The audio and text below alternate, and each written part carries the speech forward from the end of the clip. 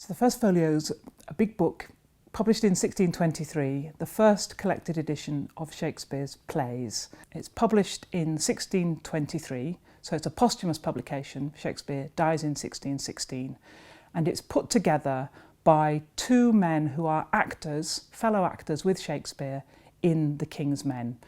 They're called John Hemming and Henry Condell, and we know that they're close to Shakespeare because in Shakespeare's will in 1616 he leaves money for those two men to buy mourning rings. And some people think that in fact the real mourning or the real act of memorial that they did for their friend was to gather the works together and print them in this format.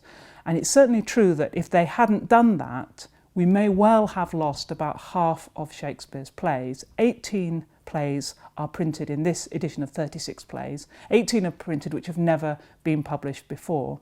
And we certainly know that from the theatre of this period, we've lost a really high proportion of plays that were performed. They just were never printed, and so they've been lost.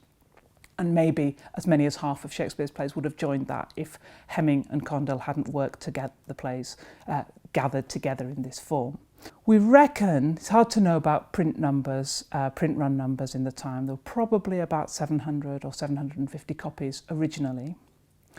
And the most up-to-date census, but one which needs to be updated a bit more, gives us just over 230 extant copies. One more needs to be added. We found one in Saint-Omer in the Jesuit College in 2014.